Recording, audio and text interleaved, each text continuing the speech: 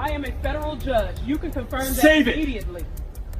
Credentials don't put you above investigation. I am asking you to verify before escalating this. You think because you've got a title and a big house in this neighborhood that nobody's gonna... At 5:47 a.m. on Saturday, March 1st, 2026, 12 armed Homeland Security investigations agents in full tactical gear executed a no-knock raid on a quiet residential home in Silver Spring, Maryland. A flashbang grenade shattered the living room window before the front door had even been touched. Then came the battering ram. The door splintered inward on the first hit.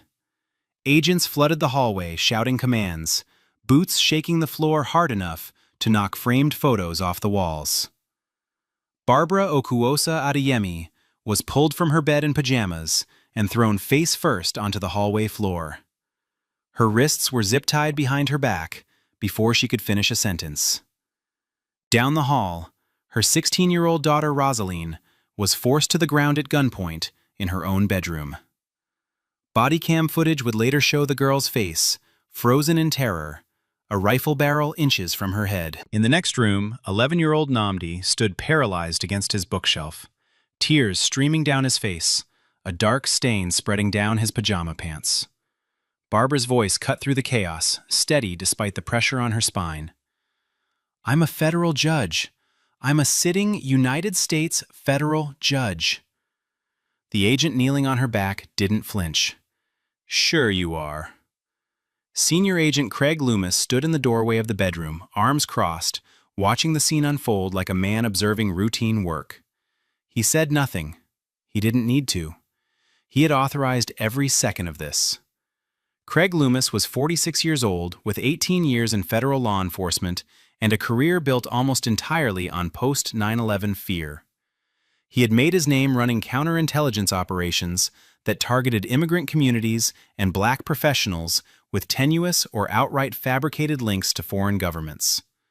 7 of his previous operations had collapsed before reaching trial due to lack of evidence. Not one of those failures resulted in discipline. 2 former colleagues had filed internal complaints alleging Loomis manufactured evidence and pressured informants into giving false statements. Both complaints landed on the desk of Supervisory Special Agent Donna Kessler, his section chief. Both were dismissed. Kessler had co-signed nearly every major warrant Loomis had pursued over the past 6 years. Among his peers, Loomis was known for what supervisors politely called big swings, high-profile raids designed to generate press attention and justify budget lines, rather than produce convictions. He had been chasing a promotion to Assistant Special Agent in Charge for 2 years. He needed a headline case. And when Barbara Okuosa Adeyemi's name surfaced during a routine intelligence sweep, Loomis decided she was it. Judge Barbara Okuosa Adeyemi was born in Baltimore to Nigerian immigrant parents who had come to the United States with nothing but education and discipline. Her father taught biology at a community college. Her mother worked as a hospital administrator. Barbara earned her undergraduate degree from Spelman College, then her law degree from Harvard, where she graduated in the top 5% of her class. She clerked for a federal appellate judge on the 4th Circuit, then spent 8 years as a prosecutor at the Department of Justice, specializing in national security cases, the very field Craig Loomis now worked in. 4 years ago, she was appointed to the federal bench for the U.S. District Court for the District of Columbia. Senate confirmed. Respected across the legal profession for her fairness, her sharp intellect, and her willingness to check government overreach in surveillance and civil liberties cases. She was one of only a handful of black women serving as federal district judges in the entire country. Her husband, Dr. Chukwuemeka Okuosa Adeyemi, a cardiologist, had passed away 2 years earlier from pancreatic cancer. Since then, Barbara had been raising Rosaline and Nnamdi alone, balancing a demanding caseload with school pickups, Sunday church, and the quiet grief of a household that still had his reading glasses on the nightstand. She was deeply private, deeply principled, and deeply rooted in her community. She was also, in every measurable way, exactly the kind of person the system was supposed to protect. Instead, the system sent Craig Loomis. 3 months before the raid, Loomis flagged Barbara's name during a broad-sweep intelligence review of individuals with what the agency internally labeled Connections to Nations of Concern. Her connection was this. Her late father, a biology professor who had died in 2016, had traveled to Tehran once in 1994 to attend an academic medical conference. That single trip, over 30 years ago, by a dead man, became the seed of the entire case. Loomis built an affidavit alleging that Barbara maintained undisclosed foreign contacts with Iranian intelligence assets. He cited wire transfers she had sent to elderly family members in Lagos as financial activity consistent with covert channels. He pointed to her professional travel to The Hague for a judicial conference, a trip organized by the U.S. State Department, and described it as indicative of clandestine meetings with foreign operatives. Every claim in the affidavit was either a deliberate distortion or an outright fabrication. No corroborating intelligence existed from the CIA, the NNSA, or the FBI. No other agency had flagged her name. No confidential informant had provided testimony. Loomis submitted the warrant application to Magistrate Judge Howard Pruitt, a 61-year-old jurist with a reputation for moving fast through his docket. Pruitt signed the warrant after a 9-minute review. He asked 0 questions. He requested no supporting documentation beyond the affidavit itself. And with that signature, 12 armed agents were authorized to break down the door of a sitting federal judge and drag her from her bed in front of her children. For 3 hours and 14 minutes, agents moved through every room of Barbara Okuwosa Adeyemi's home, with the efficiency of men who believed they were untouchable. Bodycam footage from multiple agents would later document what they seized. Laptops from the home office, cell phones from the kitchen counter and both children's bedrooms, family photo albums pulled from a living room shelf, Barbara's judicial case files, binders and folders containing active federal proceedings, carried out in open boxes without covers or seals, her children's tablets, financial records from a filing cabinet in the hallway, her late husband's medical files, still kept in a drawer beside his side of the bed, and a box of personal letters her father had written to her mother from Nigeria over the course of 40 years, the same letters Loomis had described in his affidavit as coded communications. Barbara sat zip-tied in a kitchen chair the entire time, still in pajamas, watching agents dismantle her home around her. She asked 4 times to call her attorney. Each time she was told the request would be processed later. She asked 3 times for her children to be brought to her, denied without explanation. Down the hall, Rosalind sat in her parents' bedroom with an agent by the door, sobbing, asking over and over if her mother was being arrested. No one answered her. In his own room, Nnamdi sat on the floor with his back against the bed, guarded by an armed agent in tactical gear, clutching a stuffed bear his father had given him. He did not speak. He did not move. Loomis personally entered Barbara's home office and began reading through her judicial case files. When a younger agent standing nearby asked quietly whether they should be handling court documents, Loomis did not hesitate. "She's not a judge today. She's a suspect." 3 minutes after the first flashbang shattered Barbara's living room window, Bill Tavares was standing on his porch across the street in a bathrobe and slippers, phone raised, recording. Tavares was 68 years old, a retired firefighter with 30 years of service and the kind of instinct that told him when something was deeply wrong. He had seen the tactical vehicles pull onto the block at 5:44 a.m. He had watched a dozen agents in helmets and body armor pour out and stack up along the front of the house. And when the grenade went off and the door came down, he pressed record. Over the next 2 hours, his phone captured everything visible from the street. Agents moving in and out carrying boxes, evidence bags clearly containing children's electronics, small tablets and laptops sealed in clear plastic. A moment, 53 minutes into the footage, where an agent walking toward a vehicle held up a framed family photograph and said something to a colleague that made both of them laugh. Tavares caught the moment. Rosalind's face appeared briefly in a second-floor window, tears visible even at distance, before an agent pulled the curtain shut from inside. He walked toward the perimeter once and asked an agent what was happening. He was told to return to his residence immediately. He stepped back, but kept recording. He did not go inside. That evening, sitting in his kitchen with the footage still on his phone, Tavares told a reporter something he would repeat in every interview that followed. "I spent 30 years running into burning buildings. I've seen houses raided for drugs. I've seen bad situations. But I have never in my life seen anything like what they did to that woman and those kids. And I knew right then somebody needed to see this." At 9:15 a.m., 3 hours and 28 minutes after the first agent crossed her threshold, Barbara Okuwosa Adeyemi was finally permitted one phone call. She dialed Obiora Nwankwo, her attorney and one of her closest friends, a constitutional law specialist who had known her since their years together at Harvard. Bodycam footage from the agent standing nearest to the kitchen captured the call. Barbara's voice was controlled, measured, almost clinical, the voice of a woman trained to function under pressure. But the camera also captured what her voice did not betray. Tears running down both cheeks, her jaw tight, her zip-tied hands trembling against the kitchen table. "They broke into my house. They terrorized my children. They are calling me an Iranian spy. I need you here now." Nwankwo arrived in 40 minutes. He walked through the damaged front door in a suit, briefcase in hand, and identified himself immediately as counsel for Judge Okuwosa Adeyemi. Loomis, standing in the living room reviewing a stack of seized documents, barely looked up. Nwankwo stepped closer and spoke clearly enough for every body cam in the room to record it. "My client is a sitting United States federal district judge for the District of Columbia. You have seized active judicial case files from her home office. That is an unconstitutional violation of the separation of powers and judicial independence." The room went quiet. Agent Bryce Dillingham, standing near the hallway, looked at Loomis. 2 agents near the front door exchanged a glance.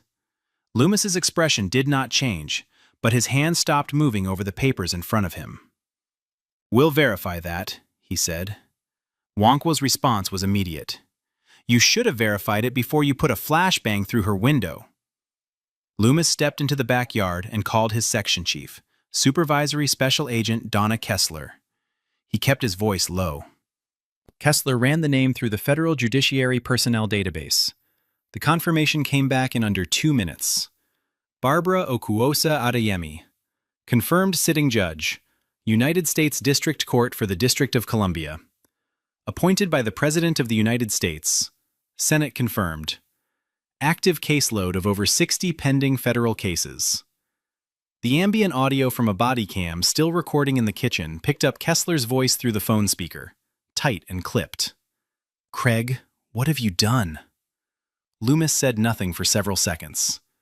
Then he walked back inside and told his team to begin wrapping up. He did not apologize to Barbara. He did not order her zip ties removed immediately. He did not instruct agents to return the judicial case files. Instead, he stepped outside again, pulled out his personal cell phone, and made a second call off Bodycam. No record exists of who he called or what was said. When he returned to the kitchen, he addressed Nwankwo with the flat tone of a man still trying to control a situation that had already left his hands. "The investigation is ongoing. Seized materials will be reviewed and returned if appropriate." Nwankwo was already standing, his briefcase open, a legal pad filled with notes. He looked directly at Loomis, his voice steady and precise. "You have just raided a federal judge's home on fabricated evidence, seized constitutionally protected judicial files, and terrorized her children. This is not going to be reviewed. This is going to be investigated, but not by you." At approximately 10 a.m., more than 4 hours after the raid began, an agent finally cut the zip ties from Barbara Okuwosa Adeyemi's wrists. The plastic had left deep red grooves in her skin. She did not rub them. She stood, walked to the hallway, and asked for her children.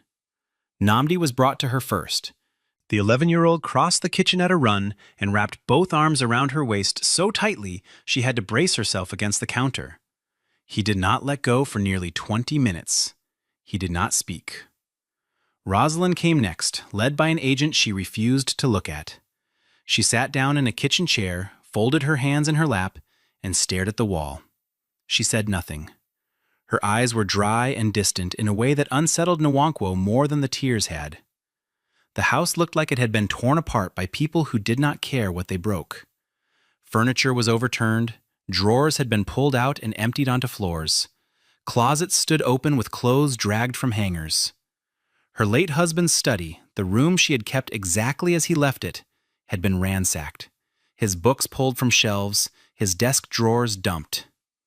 In the upstairs hallway, a framed photograph of her parents' wedding lay face down on the carpet. The glass cracked in a long diagonal line. Barbara walked through every room with Nwankwo beside her, documenting the damage with her phone. She did not cry again. Her voice was flat, precise, cataloging each violation like evidence. They took the kids' laptops. They took my case files. They took the letters my father wrote to my mother. By 11 a.m., Nwankwo was on the phone with the chief judge of the D.C. District Court. By noon, the judiciary's administrative office had been formally notified. By 2 p.m., a written complaint had been filed with the Department of Justice, Office of the Inspector General. By evening, 3 United States senators had been quietly briefed by senior judicial officials. The machinery of accountability had begun to move. But inside the house, Nnamdi was still holding on to his mother, and Rosalind had not said a word. On the morning of March 2, 2026, Bill Tavares sent his footage to a reporter at a local television station. He had not slept. By midday, the story was everywhere. Every major outlet ran some version of the same headline, and each one landed harder than the last. Homeland Security raids federal judge's home, calls her Iranian spy. Black federal judge zip-tied in own home during pre-dawn raid. HSI agents seized active judicial case files during raid on judge's home. Legal analysts went on air within hours, calling it one of the most egregious violations of judicial independence in modern American history. Former federal prosecutors described the seizure of active case files as an act that strikes at the foundation of the separation of powers. Civil rights organizations issued formal statements demanding a full federal investigation. The Federal Judges Association, a body that almost never comments publicly on individual cases, released a rare and sharply worded condemnation. Social media erupted. The Bodycam footage had not yet been released, but Tavares' exterior video was viewed over 4 million times by nightfall. One frame in particular spread faster than any other. Agents in tactical gear carrying labeled evidence boxes down the front steps of the house while, in a second-floor window above them, the face of a child was barely visible behind a curtain, mouth open, crying. That image became the defining picture of the case. By late afternoon, HSI leadership moved. Senior Agent Craig Loomis and Supervisory Special Agent Donna Kessler were both placed on administrative leave pending internal review. Magistrate Judge Howard Pruitt, who had signed the warrant after 9 minutes and 0 questions, issued no public comment. But by evening, sources close to the court confirmed he had retained personal legal counsel. The silence from Pruitt's chambers said more than any statement could have. On the afternoon of March 2nd, Obiora Nwankwo filed an emergency motion to unseal and challenge the search warrant affidavit that had authorized the raid on Barbara Okuosa Adeyemi's home. A federal judge in the neighboring District of Maryland granted the motion within hours, citing extraordinary circumstances involving the constitutional integrity of the judiciary. By evening, the affidavit was public, and when legal analysts began reading it on live television, what they found was not an intelligence case. It was a fabrication held together by distortion and audacity. The Iranian connections that Loomis had cited as the foundation of his case amounted to a single trip to Tehran in 1994 by Barbara's late father, a biology professor who had attended an academic medical conference and had been dead for a decade. The covert financial channels were routine wire transfers, fully documented and tax reported, sent to elderly relatives in Lagos. The clandestine meetings at The Hague referred to Barbara's attendance at a judicial conference organized by the United States State Department itself. She had been formally invited by the federal government to attend the very event Loomis described as evidence of espionage. There was no confidential informant named anywhere in the document, no corroborating intelligence from the CIA, the NSA, or the FBI. No interagency coordination of any kind. Loomis had built the entire case from open-source records, deliberate mischaracterizations of lawful activity, and his own unsubstantiated assertions presented as fact. Former federal prosecutors appeared on every major network, calling it the thinnest affidavit they had ever seen approved by a sitting magistrate. Questions mounted quickly about Magistrate Judge Howard Pruitt's 9-minute review, whether he had read the document at all, and whether the rubber stamping of a warrant this baseless represented its own form of institutional failure. By the evening of March 2nd, the legal filings were done, the phone calls to senators had been made, and the news cycle was burning with her name. But inside the house in Silver Spring, none of that reached the two children trying to sleep in bedrooms that no longer felt safe. Rosalind had spoken fewer than a dozen words since the morning of the raid. She flinched at sudden sounds, the creak of a door, a car engine outside, the neighbor's dog barking. She asked her mother once, quietly, standing in the hallway before bed, "Are they going to come back?" Barbara told her no, but the question hung in the air because Barbara could not promise that with the certainty her daughter needed. Nnamdi had not slept through the night since March 1st. He had begun wetting the bed again, something he had not done since he was 5 years old. On the night of March 2nd, as Barbara tucked him in, he looked up at her with an expression no 11-year-old should carry and asked, "Did you do something bad, Mama?" Barbara held his face in both hands and told him no. She told him she had done nothing wrong. She told him the people who came to their house had made a mistake. But she could see in his eyes that the answer did not land the way it needed to, because the damage was not about information. It was about what had been taken from him. The belief that his home was a place where nothing could hurt him. After both children were in bed, Barbara closed her bedroom door, sat on the edge of the mattress, and called her sister in Baltimore. Her voice, the same voice that had stayed level through zip ties and interrogation and federal motions, finally broke. "They didn't just raid my house. They stole my children's sense of safety. I don't know how to give it back." A child psychologist who would later evaluate both Rosaline and Nnamdi would describe their symptoms as consistent with acute trauma disorder. The report would note hypervigilance, sleep disruption, emotional withdrawal, and regressive behavior. It would note that these symptoms had been caused not by an accident or a natural disaster, but by agents of their own government, in their own home, in the dark. As of March 3rd, 2026, the machinery of accountability is turning, but no one has yet been held to account. Multiple investigations are now open simultaneously, each pulling at a different thread of the same catastrophic failure. The Department of Homeland Security Office of Inspector General has launched a formal probe into Senior Agent Craig Loomis, Agent Bryce Dillingham, Supervisory Special Agent Donna Kessler, and the full approval chain that authorized the warrant. The Department of Justice Inspector General is conducting a separate investigation into whether the raid constituted an obstruction of judicial function, a question with constitutional implications that reach far beyond a single case. The Judicial Conference of the United States, the policymaking body for the entire federal court system, has convened an emergency session focused specifically on the seizure of active case files from a sitting judge's home. In a statement released this morning, the conference called the seizure a direct assault on the independence of the federal judiciary. The FBI has opened a parallel criminal inquiry into whether Loomis fabricated evidence in the affidavit, which, if proven, would constitute a federal crime carrying significant prison time. Congressional leaders from both parties have demanded hearings. Letters have been sent to the DHS Secretary, the Attorney General, and the Director of National Intelligence, requesting full briefings. Loomis, through his attorney, has released a single statement claiming he acted in good faith based on available intelligence. Kessler has not commented publicly. Dillingham has reportedly retained separate counsel and requested to cooperate with investigators. Magistrate Judge Howard Pruitt has been quietly recused from all pending cases on his docket. And the seized judicial files, the active case documents taken from Barbara Okuwosa Adeyemi's home office, have not yet been returned. Among her colleagues on the federal bench, Barbara Okuwosa Adeyemi is described the same way by nearly everyone who knows her work. Principled, thorough, fearless when it matters. Over 4 years on the bench, she built a record that earned respect from prosecutors and defense attorneys alike.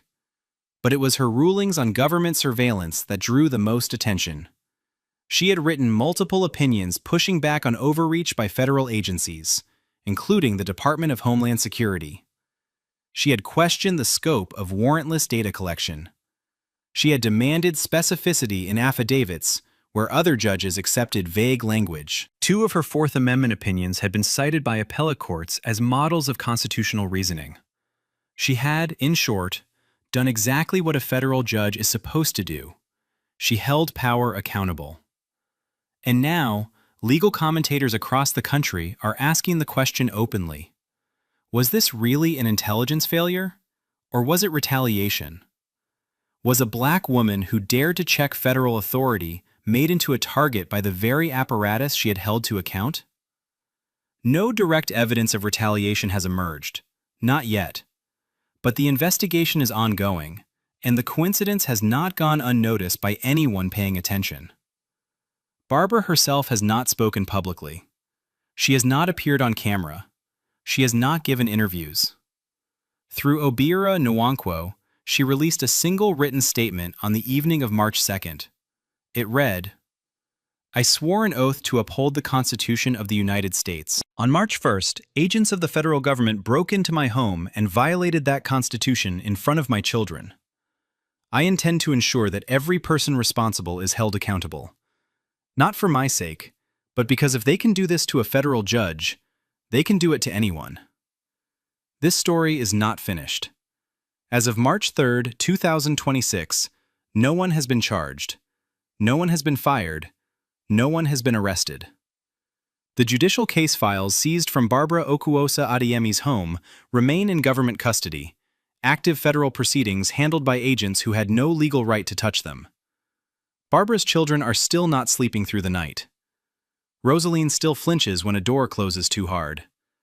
Namdi still crawls into his mother's bed before dawn, afraid of the dark in a way he never was before. Craig Loomis is on paid administrative leave, collecting a federal salary from his home, while the woman whose door he broke down tries to explain to an 11-year-old why the people who are supposed to protect them were the ones who came with guns. The investigations are open. The Inspector General is reviewing. The FBI is examining. Congress is demanding answers. But the process is slow, deliberate, and offers no comfort to a family still living in a house with a front door that no longer locks properly, and a living room window still boarded up with plywood where a flashbang grenade came through before sunrise on a Saturday morning. The public is watching. The legal community is watching. Civil rights organizations are watching.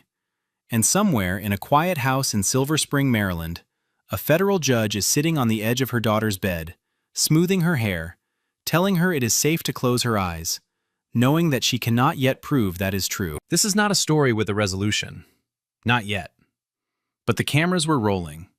The Bodycam footage exists. The neighbor's video exists. The affidavit is public. The evidence is preserved. And the people responsible have names, badges, and records that are now under a level of scrutiny they never imagined possible. Because when they planned this raid, when they drafted that warrant, when they threw that grenade and broke down that door, they assumed the woman in pajamas on the hallway floor was no one who mattered. They were wrong. This case was disturbing, but the one on the right ends in a way no one expects. My name is Viviana Cheblaron. I am a United States District Judge for the Eastern District of Virginia. You need to verify that immediately. Oh, I know exactly what name is on this address. And I don't care what title you think protects you. We have intelligence tying this house to suspicious foreign activity. At 6:12 a.m. on Sunday, March 1st, 2026, the smell of pancakes filled a narrow Alexandria townhouse 3 blocks from the Potomac. Judge Vivian Achebe-Laurent stood at the stove in a cotton robe, flipping batter while her 7-year-old son Solomon sat cross-legged on the couch watching cartoons with the volume too loud. Upstairs, her 11-year-old daughter Nadia was already dressed for church, arguing through the bathroom door that Solomon had taken her hairbrush again. It was the kind of morning that didn't make the news. Quiet, ordinary, warm.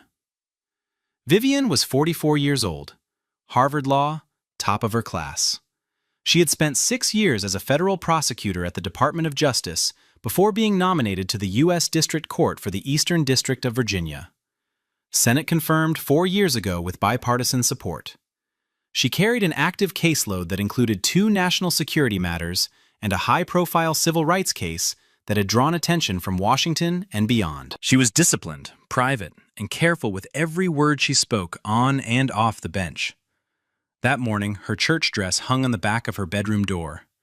Solomon's clip-on tie sat on the kitchen counter next to a sippy cup he swore he didn't use anymore. Nadia's Bible study notebook was open on the dining table, a colored pencil still wedged in the spine.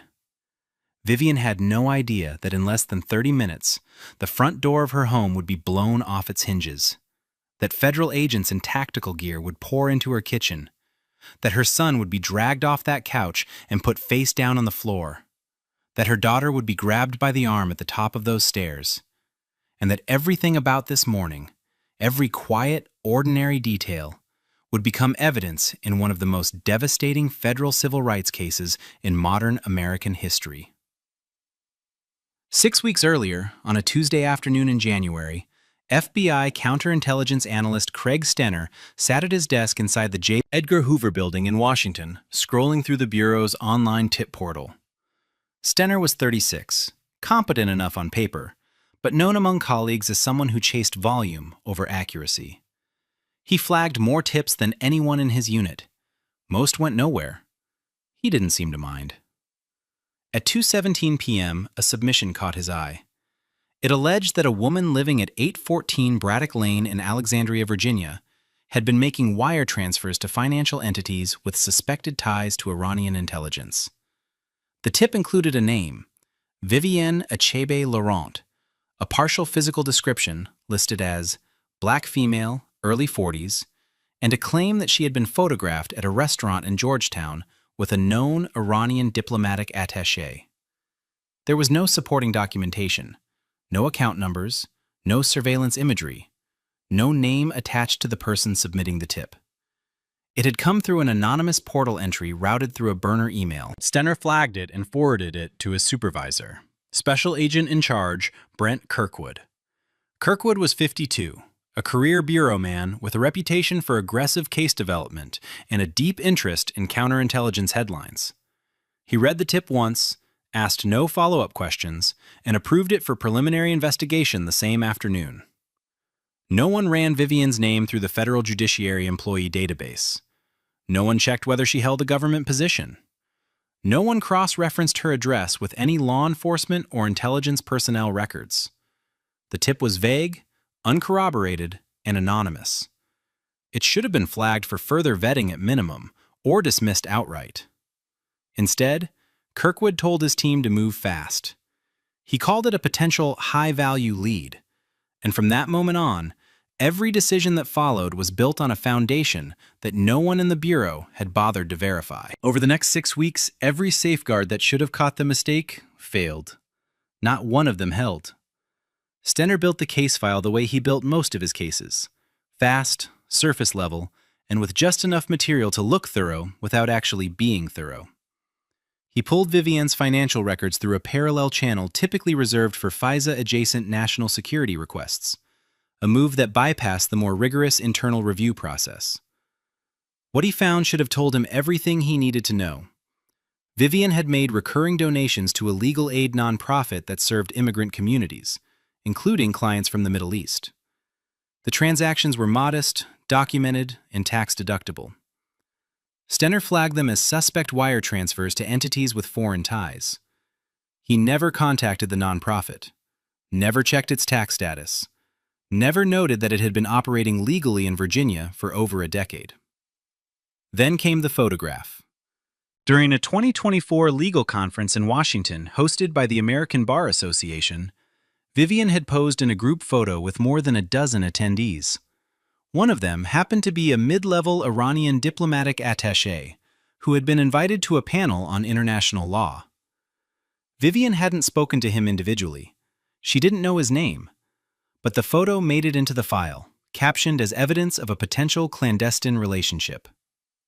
A junior analyst in the unit, Priya Venkatesh, 29, raised concerns in a written memo. She pointed out that the financial records didn't support the conclusion being drawn, that the tip was anonymous and uncorroborated, and that no one had verified the subject's employment or government affiliation. Kirkwood read the memo, called her into his office, and told her to stay in her lane. 2 days later, her objections were removed from the case file entirely. Kirkwood told his team this could be a big one, and no one left in the room was willing to tell him he was wrong. The warrant application landed on the desk of a federal magistrate judge in the Eastern District of Virginia on February 26, 2026. The affidavit was 12 pages long and built almost entirely on 3 pillars: the anonymous tip, the mischaracterized financial records, and the conference photograph.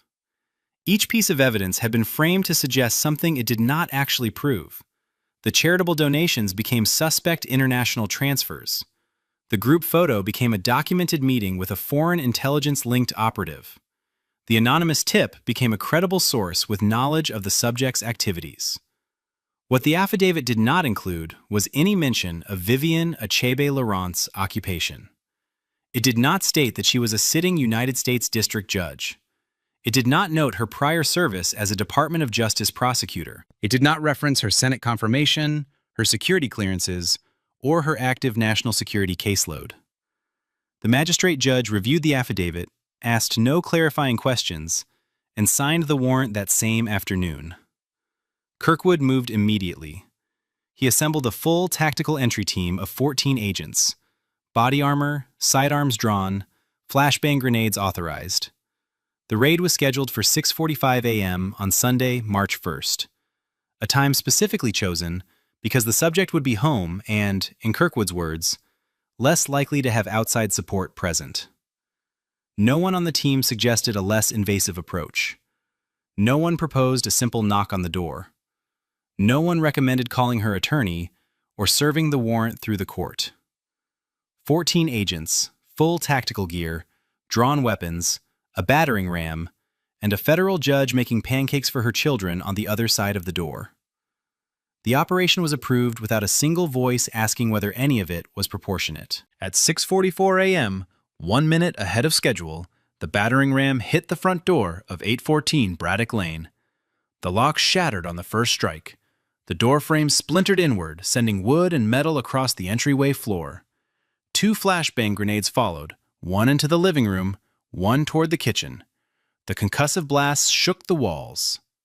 Solomon, who had been lying on the couch watching cartoons with a blanket pulled to his chin, screamed. An agent in full tactical gear reached him in 3 steps, pulled him off the cushions by his arm, and forced him face down onto the hardwood floor. He was 7 years old. In the kitchen, Vivienne spun toward the sound just as 2 agents came through the doorway. One grabbed her by the shoulder and drove her sideways into the counter. Her face struck the granite edge. The impact split the skin above her left eye. Blood ran down her cheek before she hit the floor. She was forced onto her stomach, arms wrenched behind her back, wrists locked into handcuffs. She could hear Solomon crying from the living room. She could hear boots on the stairs. "I am a federal judge," she said. Her voice was loud and clear despite the blood and the pressure on her spine. The agent kneeling on her back didn't pause. "Sure you are," he said. Upstairs, Nadia heard the explosions and the screaming and came running down the staircase in her church dress, shoes untied, eyes wide. An agent intercepted her halfway down, grabbed her by the upper arm, and brought her to the floor beside her brother. She was 11. She landed on her knees and then her chest, her face pressed to the same hardwood where Solomon lay sobbing. Both children were now on the ground, surrounded by armed men in black helmets, in their own home, on a Sunday morning. Vivian lay on the kitchen tile with her cheek against the cold floor, blood pooling beneath the cut above her eye, her wrists locked behind her back at an angle that sent pain through both shoulders. Her breathing was controlled. Her voice, when she spoke again, was steady and precise. "My name is Vivian Achebe Laurent. I am a United States District Judge for the Eastern District of Virginia. My judicial credentials and identification are in my study. Second door on the left, top drawer. You are making a catastrophic mistake." The lead entry agent, Supervisory Special Agent Russ Pennington, 45, stood over her. For the first time since the breach, he did not move immediately. Something in her tone, in the specificity of her words, in the calm that no ordinary person under duress could manufacture, made him pause. He keyed his radio. "Command, the subject is claiming to be a federal judge, requesting guidance." The response came from Kirkwood, sitting in a black SUV parked 2 houses down, monitoring the operation on a tablet. "Continue the search. She can sort it out downtown." Pennington hesitated for half a second longer, then gave the order. Agents moved through every room. Books were pulled off shelves and thrown to the floor. Drawers were dumped. Closets were emptied. They seized both of Vivian's laptops, her personal phone, an external hard drive containing case research, her children's school tablets, and 3 family photo albums. In the living room, Solomon had stopped crying and gone silent, his small body trembling, a dark stain spreading across the front of his pajama pants. He had wet himself. Beside him, Nadia lay with her eyes open and her chest heaving in short, shallow gasps, unable to slow her breathing, unable to speak. A federal judge's children, face down on their own floor, surrounded by agents who still had not verified who their mother was. And in the SUV outside, Kirkwood checked his watch and typed a message to headquarters. Raid executed. Subject secured. Proceeding with evidence collection. The noise carried. In a neighborhood like this one, where the houses sat close and the streets stayed quiet on Sunday mornings, the sound of a door being broken open and flashbang grenades detonating was impossible to miss. Frank Oberlin was the first one outside. He was 68, retired Army colonel, lived in the townhouse directly next door, and had known Vivian for 3 years. He had watched her carry groceries inside on weeknights, had waved to her children when they played on the front steps, had attended the same neighborhood association meetings where she sat quietly in the back row, always polite, always composed. When he stepped onto his porch and saw the black SUVs, the tactical gear, and the agents moving in and out of Vivian's front door, he walked straight to the perimeter tape. "That's a federal judge's home," he told the agent guarding the line. "Her name is Vivian Achebe-Laurent. She sits on the Eastern District bench." The agent didn't blink. "Sir, step back or you'll be detained." Oberlin didn't move. "You're making a mistake. I'm telling you who lives in that house. Step back. Now." Oberlin pulled out his phone and began recording. Across the street, Terrence and Simone Osei had come to their front window when the first blast shook the block. Terrence grabbed his phone and started filming from the doorway. The footage was shaky, but clear. Agents in full tactical gear, a broken front door, and then, at 7:03 a.m., the image that would later be seen by millions. Vivian Achebe-Laurent, in a cotton robe and church slippers, blood visible on the left side of her face, hands cuffed behind her back, being walked down her own front steps by 2 agents while a neighbor's child watched from a second-floor window across the street. Within minutes, the footage was in a neighborhood group chat. Within an hour, a local journalist had it in her inbox.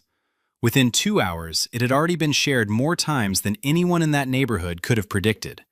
And not a single agent on the scene had yet confirmed who they had just raided. At the FBI's Washington field office, Vivian was placed in an interrogation room on the 3rd floor. The handcuffs stayed on. The cut above her eye had not been treated. Blood had dried in a thin line down her left cheek and along her jaw. She sat upright in a metal chair, still wearing her robe and slippers, and said nothing. She did not ask for water. She did not ask where her children were. She asked for one thing. "I want my attorney. I will not answer questions without counsel present. I am a sitting United States District Judge. You can verify this in less than 60 seconds." The 2 agents in the room exchanged a glance. One left. The other stayed by the door, arms folded, silent. Vivienne sat still. For nearly 2 hours, no one verified her identity. No one ran her name through the federal judiciary database. No one contacted the Eastern District Clerk's office, which operated a 24-hour duty line specifically for emergencies involving judicial personnel. At 9:14 a.m., more than 2 hours after the raid, a junior agent who had not been part of the entry team typed Vivienne's full name into the federal court's personnel system. The result appeared in under 4 seconds. Achebe Laurent, Vivienne R. Title: United States District Judge. Court: Eastern District of Virginia. Status: active. Appointed by the President. Confirmed by the Senate. The agent stared at the screen, pushed back from his desk, and walked quickly down the hall. He found Kirkwood in a briefing room reviewing evidence logs. "Sir, the subject is a federal judge." Kirkwood looked up. "What?" "She's a sitting U.S. District Judge. Eastern District of Virginia. Senate confirmed. Active bench." The room went quiet. Every agent in it understood in the same instant what had just happened and what was about to come. Kirkwood set down the file he was holding. His face lost its color. Down the hall, in the interrogation room, Vivienne sat exactly as she had for the last 2 hours. Bleeding. Calm. Waiting. And somewhere on the 3rd floor, someone finally thought to ask the question that should have been asked 6 weeks ago. Did anyone check who she actually is? While Vivienne sat in that interrogation room for 2 hours, waiting for someone to confirm what she had told them from the moment they broke down her door, her children were in a separate room on a different floor of the same building. Solomon and Nadia had been transported in the back of an unmarked federal vehicle. No car seats, no seatbelts fitted for a child Solomon's size. No explanation of where they were going or why. Solomon had not spoken since the agents put him on the floor of his own living room. He sat in a plastic chair with his knees pulled to his chest, still in the pajamas he had wet during the raid, the fabric now cold against his skin. No one had offered to change him. No one had offered him clothes or a blanket or food. He was 7. Nadia sat beside him, rigid, staring at the wall across the room. She had stopped hyperventilating in the vehicle, but had not spoken a full sentence since being pulled to the ground on the staircase. When a victim's advocate was finally brought in, more than 90 minutes after the children arrived, she found them sitting in silence in a room with no windows, no toys, no crayons, nothing that acknowledged they were children. The advocate, a woman in her 50s who had worked with the Bureau for over a decade, later told investigators it was one of the worst things she had seen in her career. A child psychologist brought in that afternoon conducted preliminary evaluations on both children. Solomon exhibited signs of acute stress response, including trembling, selective mutism, and a flinch reaction triggered by any sudden movement or loud sound. Nadia presented with emotional shutdown, flat affect, and what the psychologist described as hypervigilant stillness, a trauma response more commonly associated with children in war zones. Vivienne was not allowed to see her children until 9:47 a.m., nearly 3 full hours after they had been separated. When she finally entered the room, still in handcuffs that had only just been removed, Solomon looked up at her and said one word: "Mama." It was the first thing he had said in over 3 hours. By 10 a.m. on March 1st, the machinery of institutional panic had begun to move. The first call went from the FBI's Washington field office to the Chief Judge of the Eastern District of Virginia.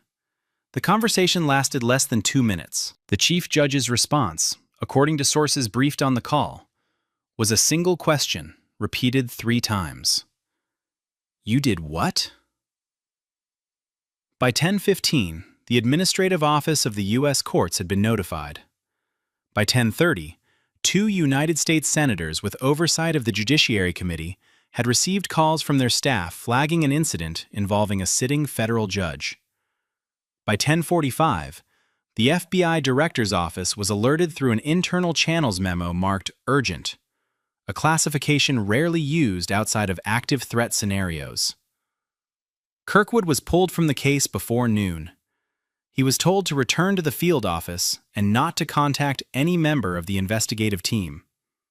Stenner, the analyst who had flagged the original tip and built the case file without ever verifying the subject's identity, was placed on administrative leave effective immediately.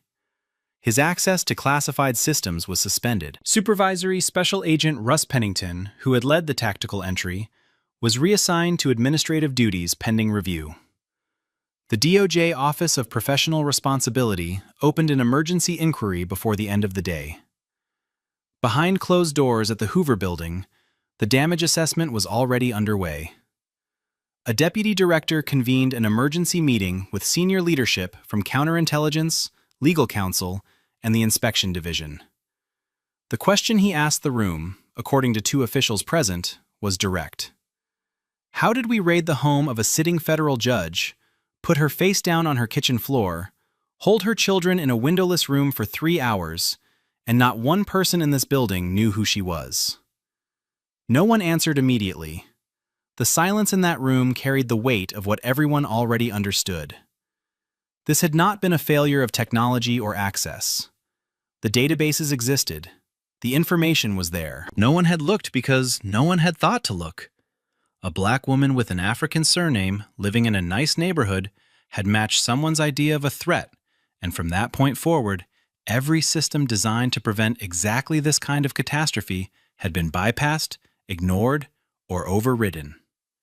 And now the entire Bureau was going to answer for it. The neighbor footage reached social media before the FBI had even confirmed Vivian's identity. Terrence Osei's video was 43 seconds long. Shaky, slightly overexposed in the early morning light, but unmistakable. A black woman in a cotton robe and church slippers, blood on her face, hands cuffed behind her back, being walked down the steps of her own home by 2 agents in tactical gear. Behind her, through the broken front door, the audio captured a child screaming. The video hit a neighborhood group chat at 7:11 a.m. By 7:40, a local journalist had it. By 9 o'clock, a Washington reporter confirmed through court records that the woman was a sitting United States District Judge. The story detonated. Every major outlet ran some version of the same headline. FBI raids home of black federal judge. The footage played on loop across cable news and social media.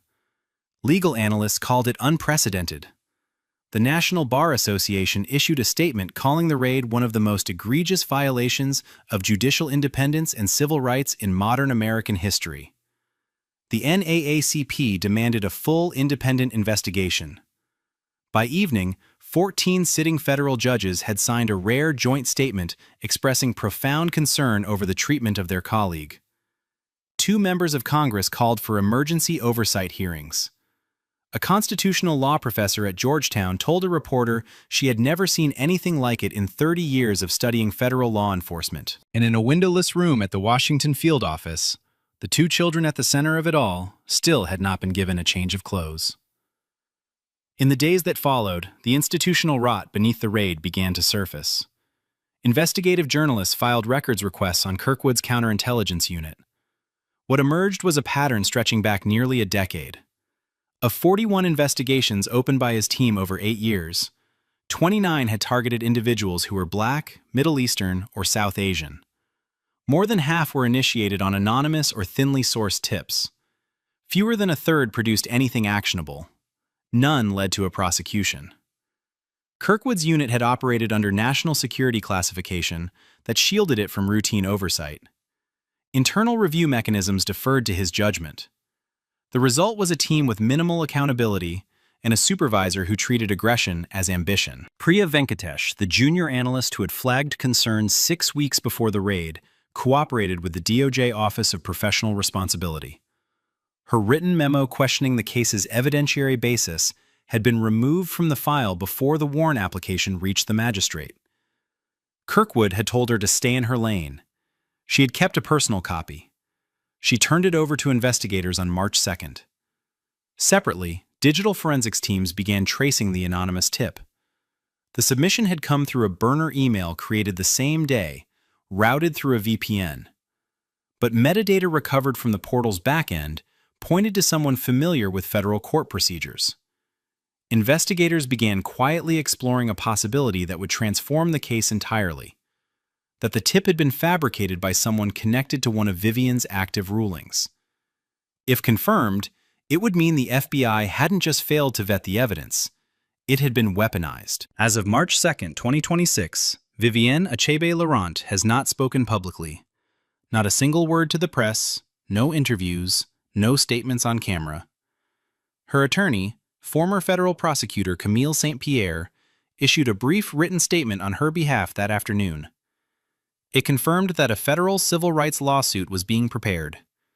It requested the immediate preservation of all body camera footage, tactical communications, surveillance recordings, internal emails, and case files related to the investigation. It stated that both children were being evaluated by a trauma specialist and that the family was requesting privacy while they began to process what had happened less than 24 hours earlier. The statement was 4 paragraphs long. It said everything it needed to say and nothing more. Legal observers noted that Vivian's silence was not absence, it was strategy. She was a sitting federal judge who understood that every word she spoke publicly would be scrutinized, dissected, and potentially weaponized to paint her as emotional, politically motivated, or unfit for the bench. Her restraint was not weakness. It was the discipline of a woman who had spent her career inside the system and understood exactly how to dismantle its failures from within. Behind the scenes, her legal team had already contacted the DOJ Inspector General, the Judicial Council, and 2 congressional offices with jurisdiction over both the judiciary and federal law enforcement. The machinery was beginning to move, but Vivian had not yet shown her hand, and anyone who knew her understood that when she did, it would not be emotional. It would be precise. As of this moment, nothing is resolved. Kirkwood has been suspended from duty pending investigation. Stenner has retained a private attorney. Supervisory Special Agent Pennington has been reassigned. The magistrate judge who signed the warrant is under review by the Judicial Council for failure to scrutinize the affidavit. The FBI has issued a single, carefully worded statement acknowledging what it called procedural shortcomings in the investigation. It has not apologized. Congress has called for oversight hearings. 2 Senate committees have requested full briefings from the Bureau's director. Vivian's lawsuit, filed in the District of Columbia, names the FBI, Kirkwood, Stenner, Pennington, and 12 unnamed agents. It alleges violations of the Fourth Amendment, racial profiling, excessive force, false imprisonment, and intentional infliction of emotional distress. Nadia and Solomon have been added as plaintiffs. Their claims include trauma, unlawful detention of minors, and denial of basic care while in federal custody. No settlement has been offered. No disciplinary action beyond suspension has been finalized. No criminal charges have been filed against any agent involved. The investigation into the origin of the anonymous tip is ongoing, with digital forensics still tracing the submission through layered VPN routing. If the tip is confirmed to have come from a litigant connected to one of Vivian's cases, the scope of the scandal will expand from negligence into something far more deliberate. But as of today, none of that has been confirmed. None of it has been denied. The front door of 814 Braddock Lane is still broken. The blood has been cleaned from the kitchen counter. Solomon still flinches at loud sounds. Nadia still has not spoken a full sentence to anyone outside her family. And the woman who sat bleeding on her own kitchen floor in handcuffs is still on the bench, still hearing cases, still waiting for the system she serves to answer for what it did. This case was brutal, but the case on the right spirals completely out of control. You can't just walk in here demanding things like you own the place. I'm asking to see my children. Your daughter has marks on her body and you expect us to just ignore it? Families like yours always have an excuse. What exactly do you mean by that? I mean, we've seen this before. Defensive, confrontational, acting... At 11:47 a.m., inside the front office of Maplewood Elementary School, a white principal stood with her back to the hallway, phone pressed to her ear, and said calmly, "Yes, I need an emergency removal. The children are in danger." 2 CPS workers were already walking through the front doors, lanyards swinging, clipboards in hand. The black woman standing 6 feet away, watching this unfold, was not who any of them thought she was. Her name was Nadine Coulter. She was a sitting federal judge on the United States District Court, Eastern District, appointed by the President, confirmed by the Senate, and responsible for presiding over the very type of civil rights case that was now playing out in real time against her own family. Her children, Elijah, 10, and Amara, 7, were sitting in a locked classroom down the hall. Amara had been crying for 20 minutes. Elijah had asked 3 times to call his mother. Both requests were denied. Principal Janet Driscoll had made her decision the moment she saw a bruise on a little black girl's knee.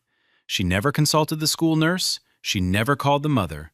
She called CPS and requested emergency removal, using words like imminent danger and signs of physical abuse on multiple children.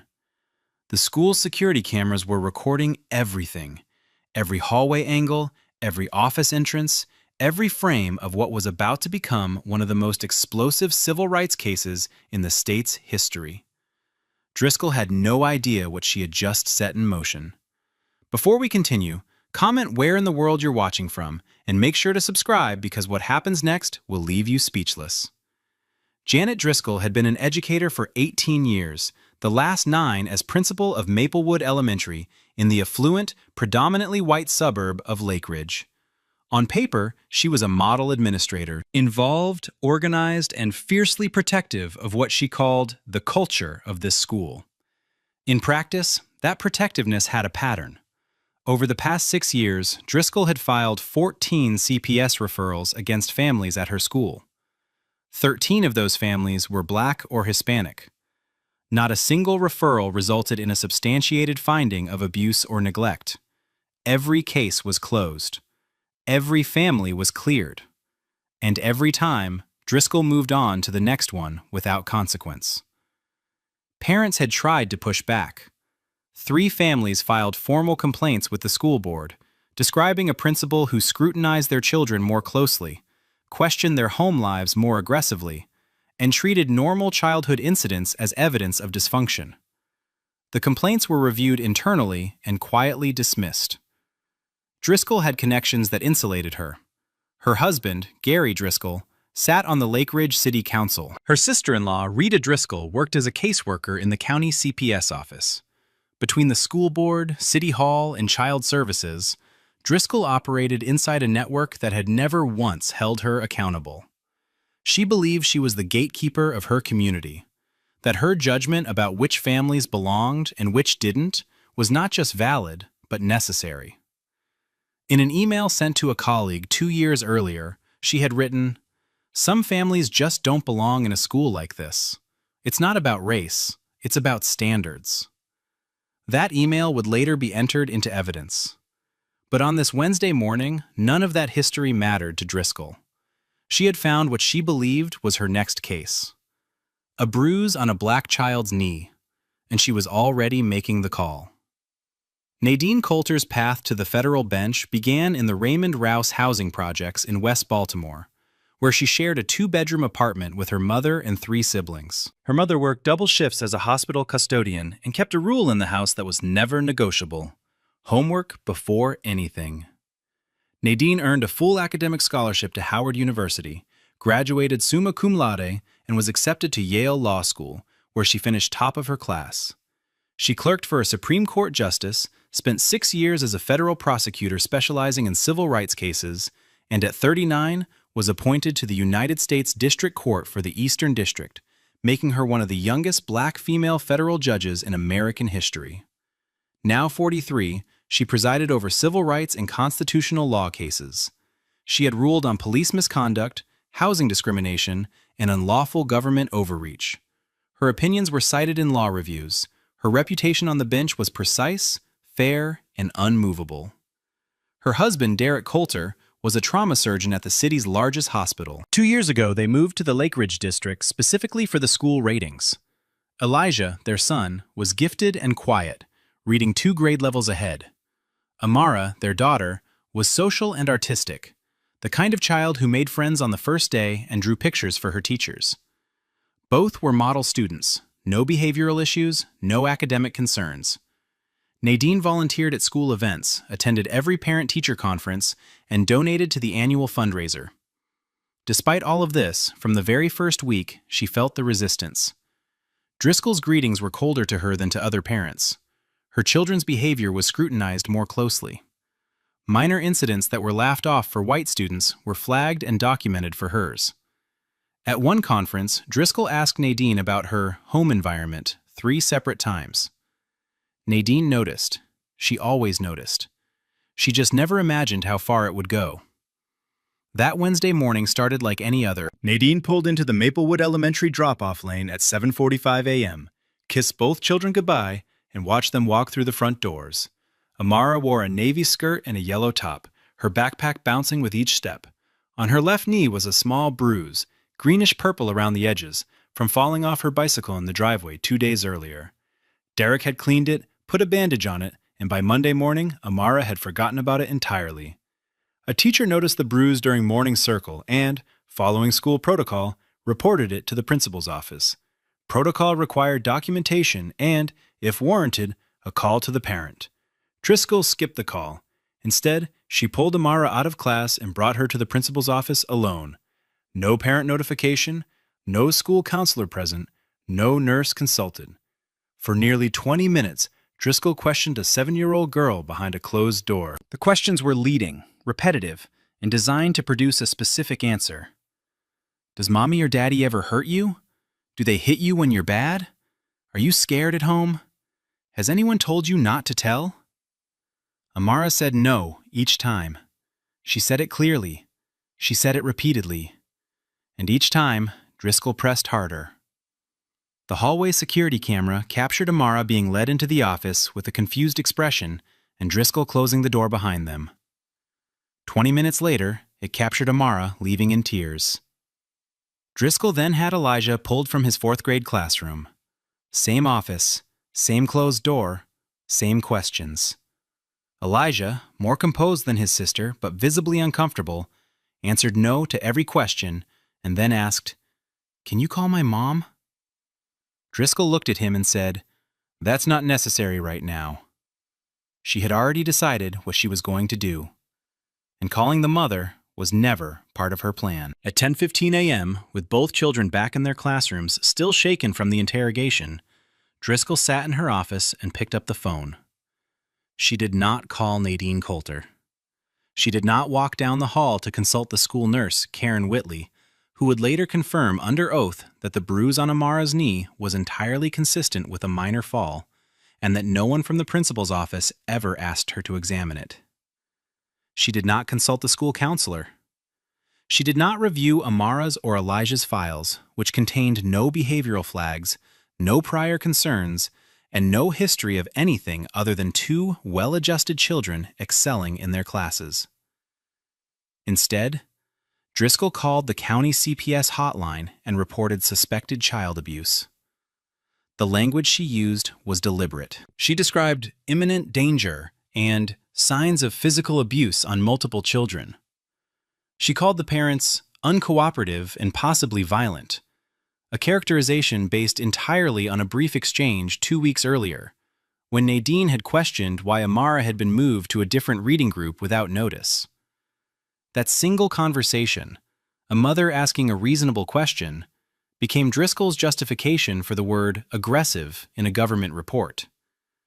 Then Driscoll made a second call. This one was to her sister-in-law, Rita Driscoll, a caseworker in the county CPS office. Text messages recovered during the investigation would later show the exchange. Janet wrote, "I need you on this one personally. The mother is difficult, very aggressive. You know the type." Rita responded within minutes. "I'll take care of it. These ones always think they're above the rules." Rita agreed to handle the case directly. No conflict of interest was disclosed. No supervisor was informed. The referral was flagged for emergency response, and 2 caseworkers were dispatched to the school before lunch. Nadine was on the bench when her personal phone vibrated in her chambers at 11:22 a.m. She ignored it. It vibrated again, then a 3rd time. During the next recess, she checked and found a voicemail from Ms. Alicia Grant, Elijah's teacher. The message was brief, her voice low and careful. "Mrs. Coulter, I think you need to come to the school. Something is happening with your children. I can't say more right now, but please come." Nadine didn't call back. She informed her clerk, stood up from the bench mid-session, and drove to Maplewood Elementary still wearing her professional attire. She arrived at 11:40 a.m. The front office felt wrong immediately. The receptionist, who normally greeted her warmly, avoided eye contact. Another staff member turned and walked into the back hallway when she entered. Nadine said, "I'm here to pick up Elijah and Amara Coulter." The receptionist stared at her screen. "If you could just have a seat, someone will be with you shortly." Nadine did not sit. A moment later, Driscoll emerged from the hallway. Her expression was composed, rehearsed. Mrs. Coulter, your children are being evaluated right now. You can't see them at this time. Nadine's voice was steady. I'm their mother. Bring me my children. Driscoll folded her hands. Ma'am, I've contacted the appropriate authorities. It's out of my hands now. What authorities? Driscoll paused, just slightly. Child Protective Services. We have concerns about marks on your daughter. We have a duty to report. Nadine's expression hardened. She fell off her bicycle on Saturday. I have photos. My husband cleaned the scrape himself. He's a surgeon. Driscoll shook her head slowly, her voice dropping into something almost patronizing. That's what they all say. The words hung in the air, and at that exact moment, through the glass doors behind Nadine, 2 CPS workers walked into the building. The 2 CPS workers came through the front doors with the practiced efficiency of people who had done this many times before. Rita Driscoll walked in front, lanyard swinging, clipboard already open. Behind her was Tom Wilder, a junior caseworker in his late 20s who had been on the job for less than a year. Rita did not introduce herself by her full name.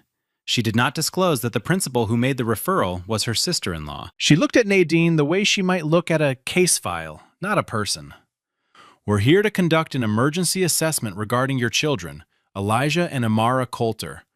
Based on the referral we've received, there are concerns about physical abuse. The children may need to be placed in temporary protective custody pending evaluation. Nadine's hands trembled at her sides, but her voice did not break. You are not taking my children. I want to see the report. I want to know the specific allegations. Rita shook her head. I'm not able to share the details of an ongoing investigation at this time. She opened her clipboard. I'll need to ask you some questions. Do you or your husband use physical discipline in the home? Are there firearms in the residence? Has either parent struggled with substance use? Nadine answered each question calmly, directly, and without hesitation. Then she said, I know my rights. You cannot remove my children without a court order unless there is immediate, verifiable danger. There is no danger. My daughter has a bruise from a bicycle fall. No one in this building even consulted the school nurse. Rita's expression didn't change. We'll make that determination, ma'am. Behind her, Tom Wilder shifted his weight. He glanced at Nadine, then at the hallway where the children's classrooms were. He leaned toward Rita and whispered, This doesn't seem right. There's nothing here. Rita didn't turn her head. She simply looked at him with an expression that ended the conversation before it started. Wilder stepped back and said nothing more. Rita looked at Nadine and delivered the words as though reading from a script. We'll be taking the children for a 72-hour evaluation at a designated facility. You'll be contacted with the details. Nadine's voice was immediate. Absolutely not. You have no court order. You have no evidence. You are not removing my children from this school. Driscoll, who had been watching from the hallway, reached for the phone on the front desk and dialed the school resource officer. Dale, I need you in the front office. We have a situation. Officer Dale Mounier arrived within 2 minutes. He was 44, white, broad-shouldered, and carried himself with the kind of authority that expected compliance, not conversation. He had 3 excessive force complaints in his file over the past 5 years, all dismissed internally. He stepped into the office and positioned himself directly behind Nadine. Rita gestured toward the hallway. We need the children escorted to our vehicle. Nadine turned and stood between Mounier and the corridor. Her back was straight, her feet planted. You will not touch my children. Mounier exhaled slowly. Ma'am, don't make this harder than it has to be. Through the glass walls of the front office, parents arriving for early pickup began to slow down. A woman stopped mid-step on the sidewalk, staring. A man in a parked car lowered his window. Phones came out. A black father named James Whitfield pushed through the front doors and stepped inside. What's going on here? Why are you doing this to her? Mounier pointed toward the exit. Sir, this doesn't involve you. Step outside. Whitfield didn't move. I'm not leaving. I'm watching. In the hallway behind Driscoll, teachers had gathered near their classroom doors. One of them, Miss Alicia Grant, the same teacher who had called Nadine, walked toward the office. Her voice was quiet but steady. "Those children are fine. I see them every single day. This is wrong." Driscoll turned sharply. "Miss Grant, return to your classroom, now." Grant held her gaze for a moment, then stepped back. But she did not stop watching. No one did. The security cameras above them recorded every frame. Mounier reached for Nadine's arm.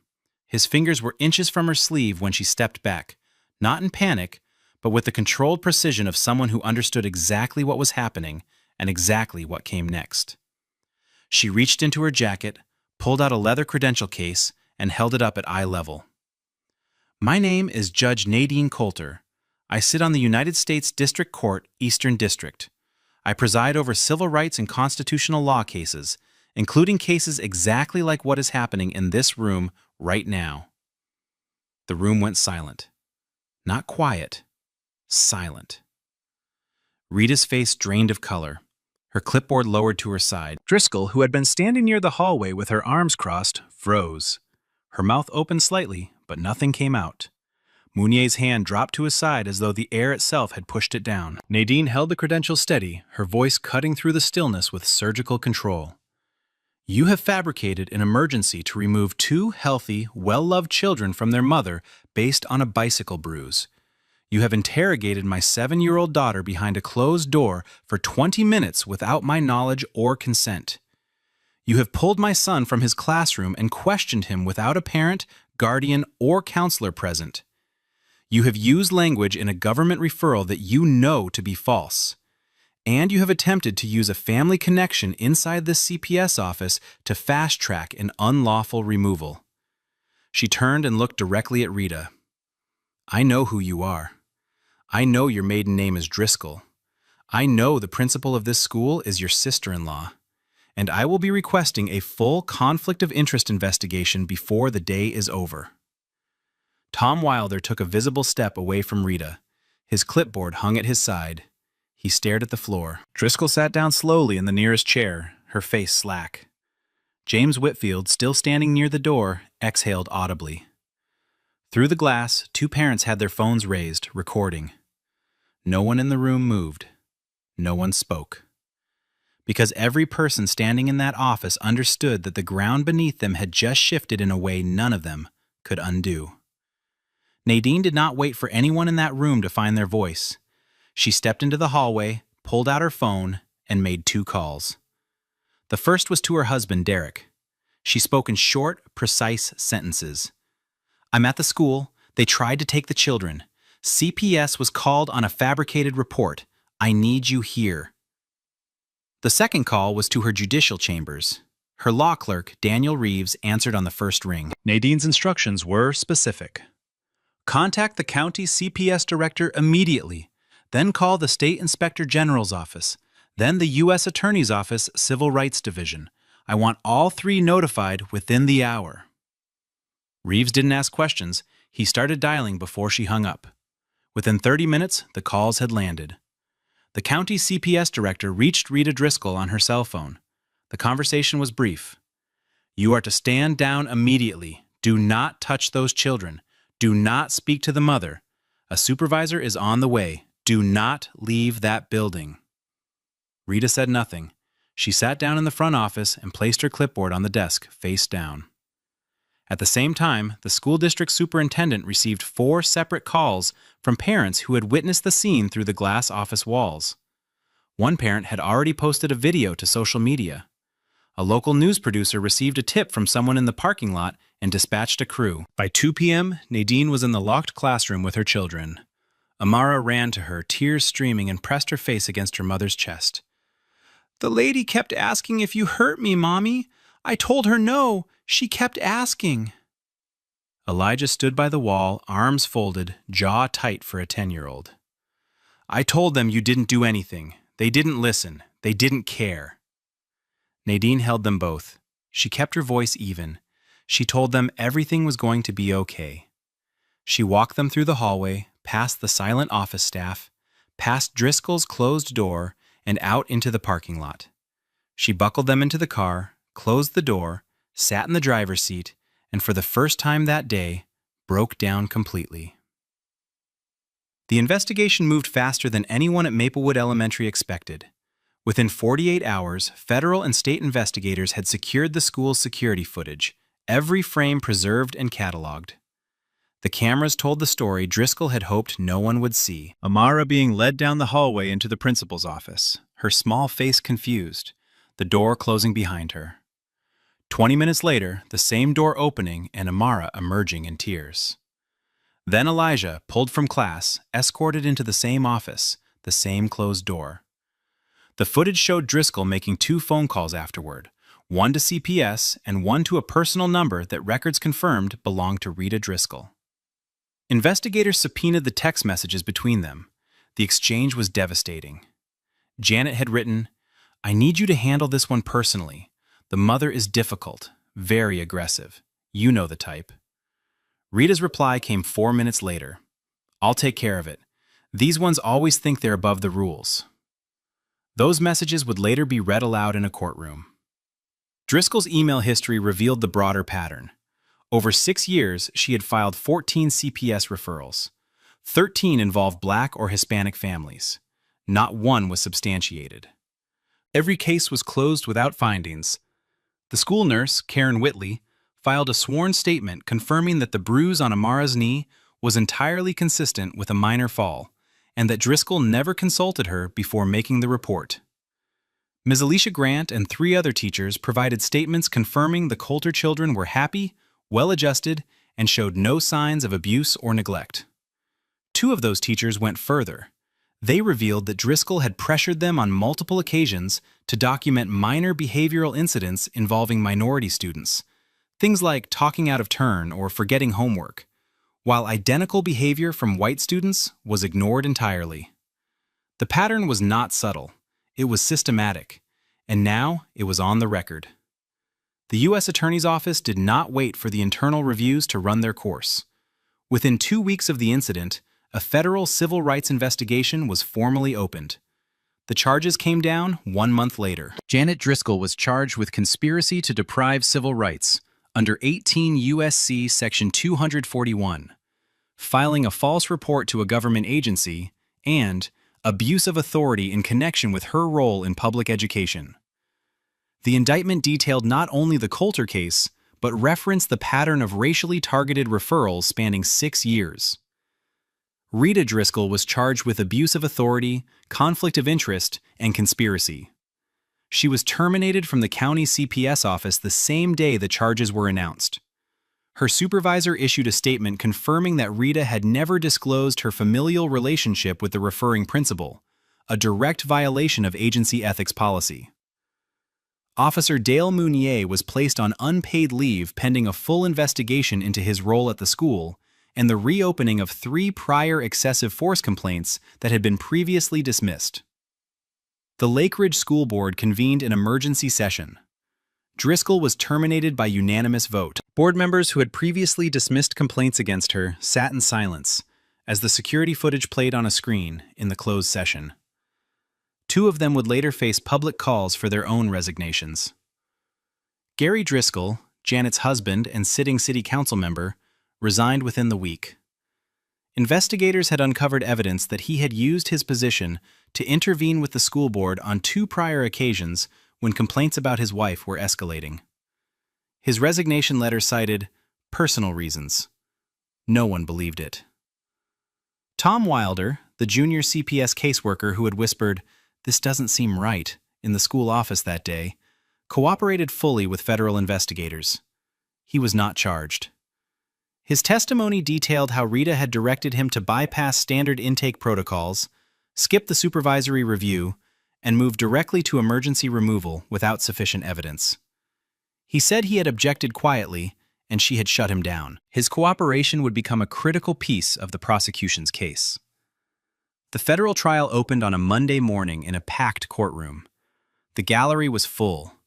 Journalists lined the back row. Civil rights attorneys sat behind the prosecution. Families who had been targeted by Driscoll over the years filled the remaining seats, some of them seeing each other for the first time. realizing they were not alone. Prosecutors built their case methodically. First came the security footage from Maplewood Elementary, played on courtroom monitors in unbroken sequence. The jury watched Amara being led down the hallway, her small hand at her side, her face uncertain. They watched the office door close. They watched it stay closed for 20 minutes. When the audio from the interior camera was played, enhanced and transcribed for clarity, the courtroom heard a 7-year-old girl say, "My mommy didn't hurt me," over and over, while an adult voice continued pressing. Several jurors looked away. One wiped her eyes. Then came the text messages. Prosecutors displayed them on screen, one after another. "I need you to handle this one personally. You know the type. These ones always think they're above the rules." Then, the email. "Some families just don't belong in a school like this." Then, the referral history. 14 reports, 13 against families of color, 0 substantiated. Driscoll's defense argued she had acted in good faith, exercising her duty to protect children.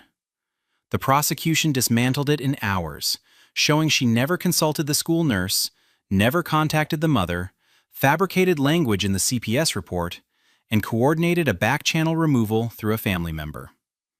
Rita's defense collapsed entirely when her own text messages were read aloud a second time during cross-examination. Her attorney offered no rebuttal. Over 20 families testified about Driscoll's pattern. The jury deliberated for less than a day. Guilty on all counts for both defendants. Driscoll was sentenced to 4 years in federal prison. Rita received 2 years and 6 months. Officer Dale Mounier, tried separately, was fired and permanently decertified based on the investigation into his conduct history and his role in the attempted removal. Judge Nadine Coulter recused herself from the bench for the civil proceedings and retained private attorneys to file suit on behalf of her family.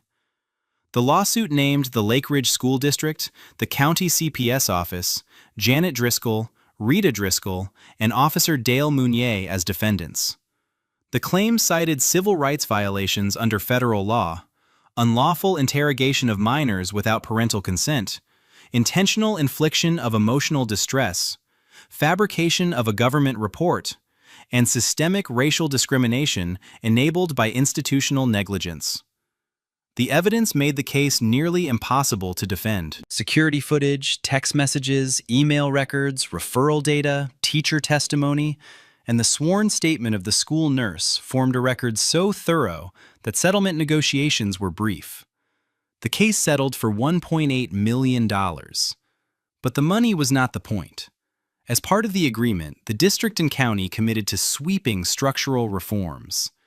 Mandatory parental notification before any child could be questioned by school administrators about suspected abuse. Independent oversight of all CPS referrals originating from schools. Demographic auditing of referral patterns with public annual reporting. Conflict of interest screening for all CPS caseworkers assigned to school-originated cases. Mandatory implicit bias training for all school and CPS staff with quarterly assessments. The impact reached beyond the district. The state legislature, citing the Coulter case and floor debate, passed what became known as Coulter's Law, a statute requiring that all CPS emergency removal requests be reviewed and approved by an independent judicial officer before children could be separated from their parents. No more removals based on a single unverified phone call. No more back-channel coordination.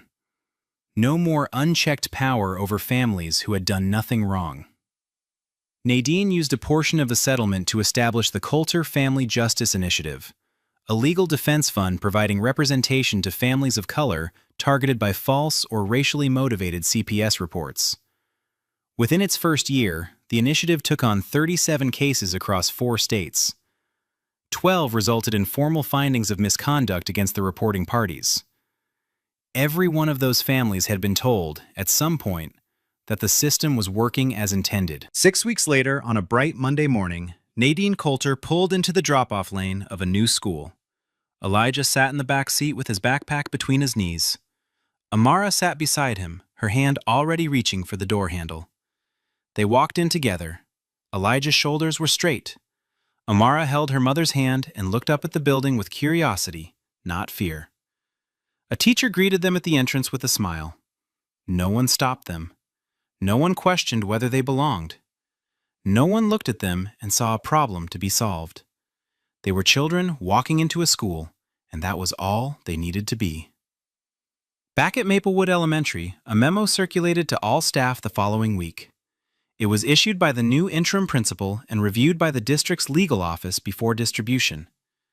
At the top of the page was a single still frame pulled from the school's own security footage. It showed a 7-year-old girl in a navy skirt being led down a hallway by an adult hand on her shoulder. The girl's face was turned slightly toward the camera. Her eyes were wet, her mouth was open, mid-sentence. Beneath the image were 6 words. "This is what failure looks like." No names were printed. They didn't need to be. Janet Driscoll was in federal prison. Rita Driscoll was in federal prison. Dale Mounier had lost his badge, his certification, and any future in law enforcement. Gary Driscoll had resigned from the city council. The school board members who had dismissed years of complaints were facing recall campaigns. The system that had protected all of them, that had filed away grievances, buried patterns, and treated Black and Hispanic families as problems rather than people, was forced to change. Not because of outrage alone, not because of public pressure alone, but because of evidence, because of teachers who spoke up, because of a father who refused to leave, because of security cameras that captured what was meant to stay hidden, and because the woman they tried to break happened to be someone the system could not ignore. In an interview months later, Nadine Coulter was asked what she wanted people to take from what happened. She paused, then said, "I had the power to fight back. I had the credentials, the legal knowledge, and the resources. Most Black mothers in that situation don't. They lose their children to a phone call and a lie, and no one ever corrects it. That's what has to change." Not You have the wrong house. My children are here. I'm a federal Shut judge. up! Get on the floor! I am Judge Monique Cole. Check your warrant. You think that title protects you? You people think you're above the law. In this house, I decide what the law is. At 5:47 a.m. on a quiet Tuesday morning in the suburbs of Alexandria, Virginia, a flashbang grenade shattered the front window of a 2-story colonial home on Maple Ridge Drive. The explosion lit up the living room like a strobe, sending glass across the hardwood floor and knocking framed photos off the walls.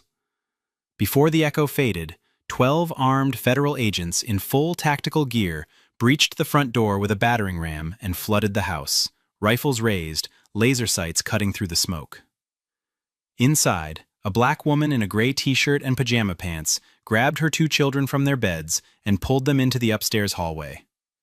She crouched over them, shielding their bodies with hers, screaming at the top of her lungs. "You have the wrong house! My children are here! You have the wrong house!"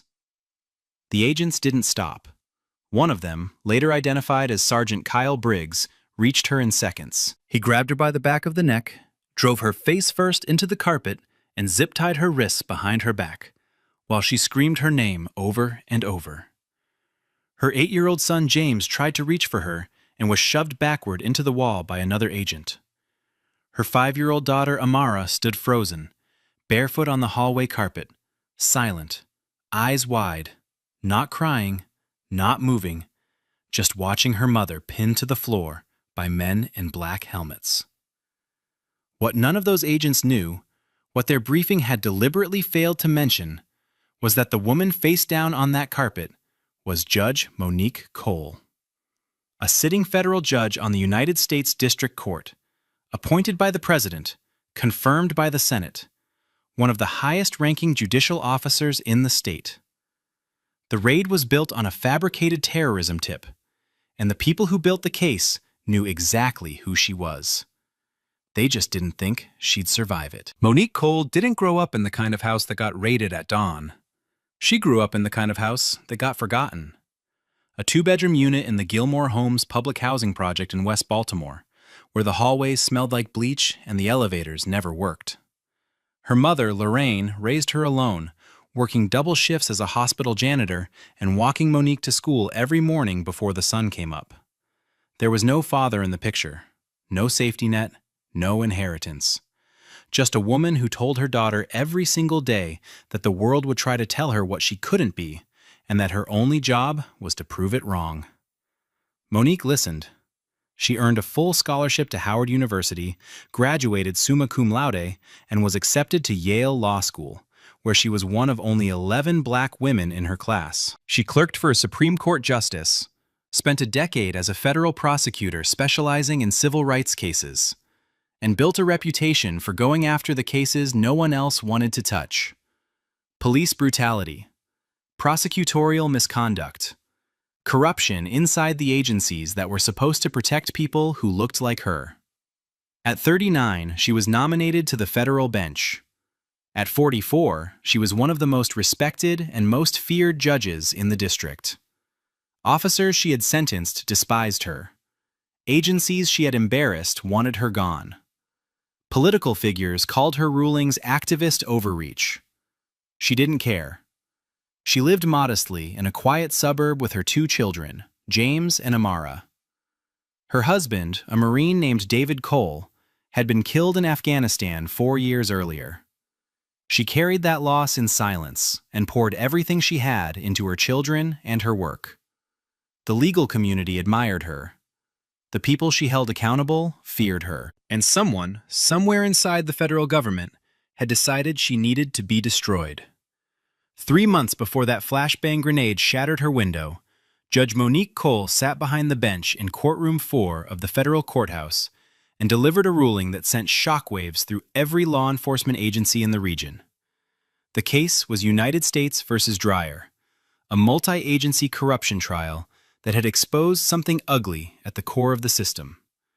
A regional FBI field office and 3 local police departments had been colluding for years to fabricate evidence against black community organizers, planting informants in civil rights groups, manufacturing probable cause for raids, and arresting people whose only crime was organizing voter registration drives in neighborhoods the government wanted to keep quiet. Judge Cole didn't just rule against the government, she dismantled them. She issued sanctions against the FBI's regional office, struck 11 pieces of fabricated evidence from the record, and referred 2 FBI agents and a deputy U.S. attorney for formal disciplinary review.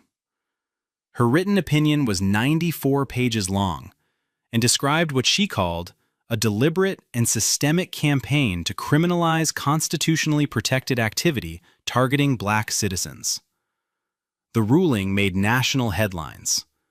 Legal scholars called it one of the most significant judicial rebukes of federal law enforcement in a decade.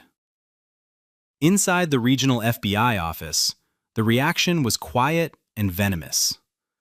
No one challenged the ruling publicly, but behind closed doors, in break rooms and on encrypted messaging threads, conversations began.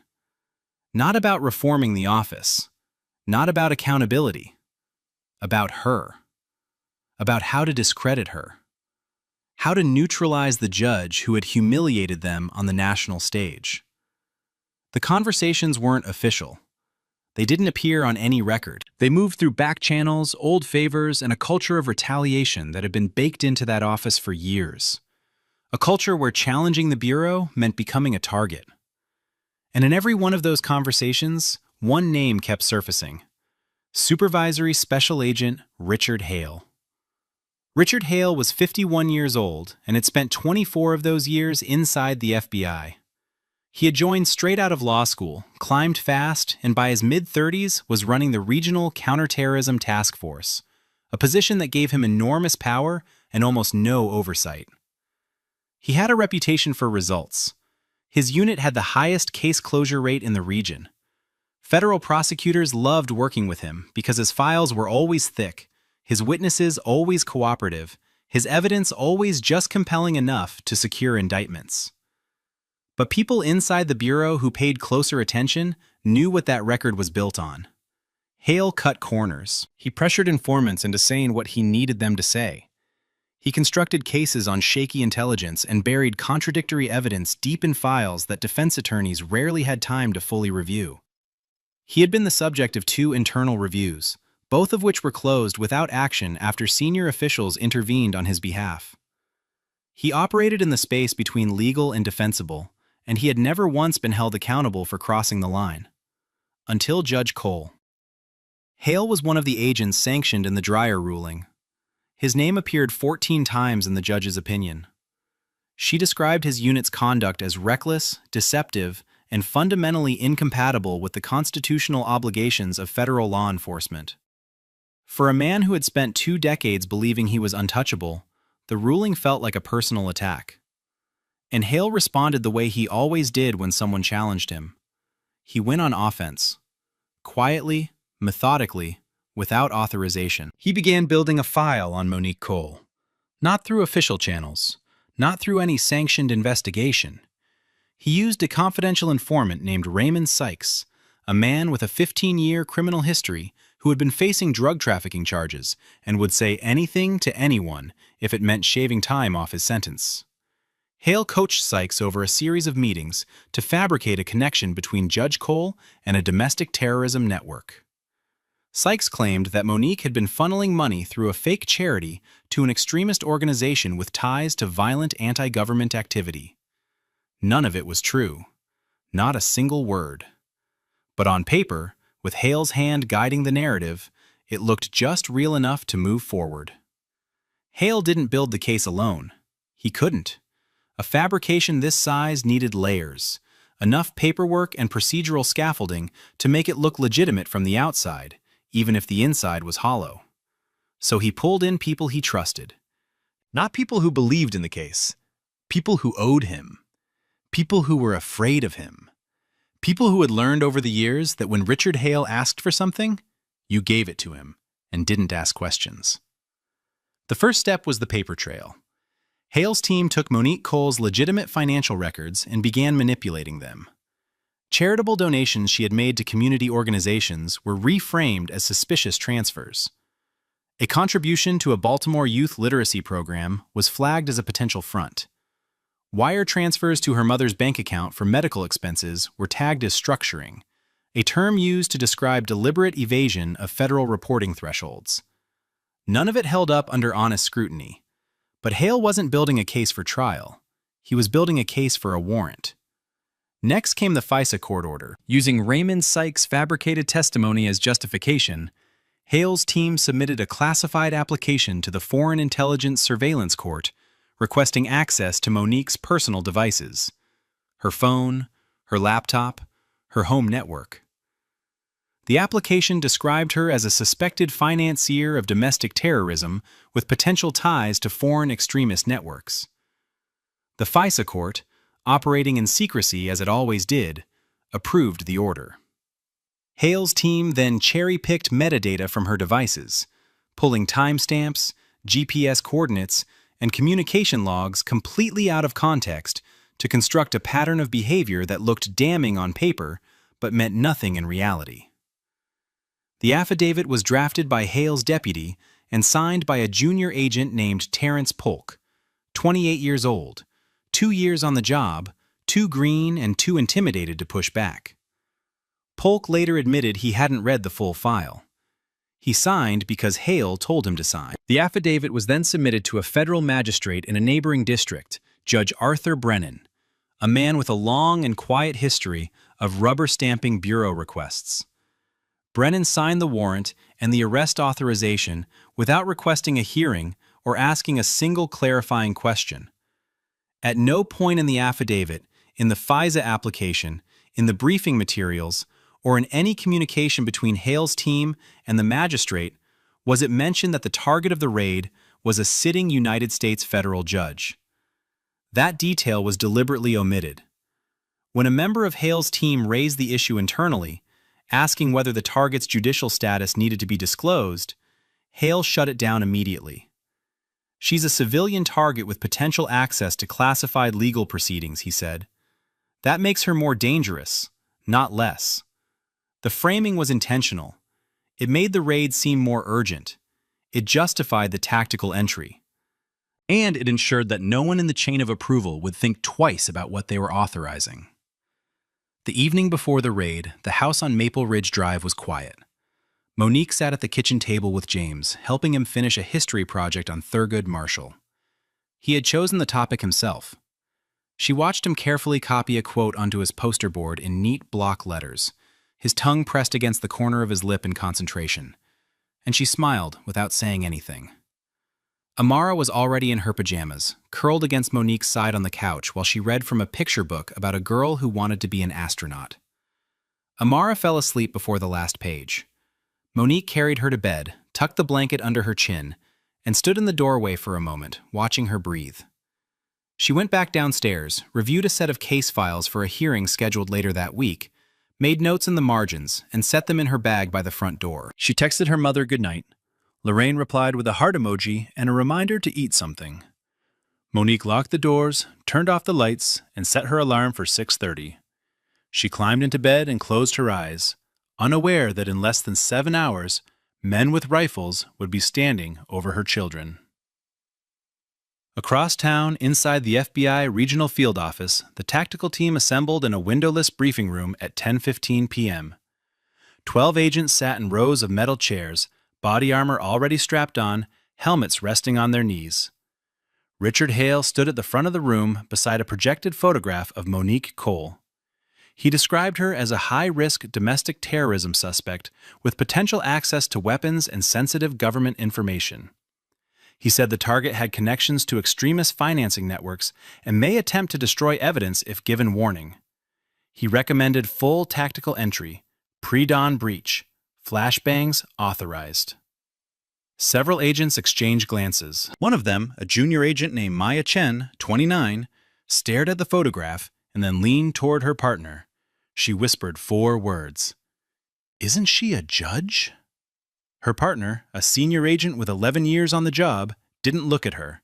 He kept his eyes on Hale and muttered back, "Keep quiet and follow the briefing." Chen sat back in her chair, jaw tight, hands clasped. She didn't say another word, but she didn't forget. At the bottom of the briefing sheet, in small print beneath the operational parameters and the rules of engagement, a single line noted that minor children may be present at the target location. No one read it aloud. No one discussed it. The briefing ended at 10:48 p.m. The team was told to report for deployment at 4:30 a.m. As agents filed out of the room, Hale remained at the front, arms crossed, watching them leave. He had set everything in motion. The warrant was signed. The team was ready. The target was asleep. And by morning, he believed, the judge who had humiliated him would be finished.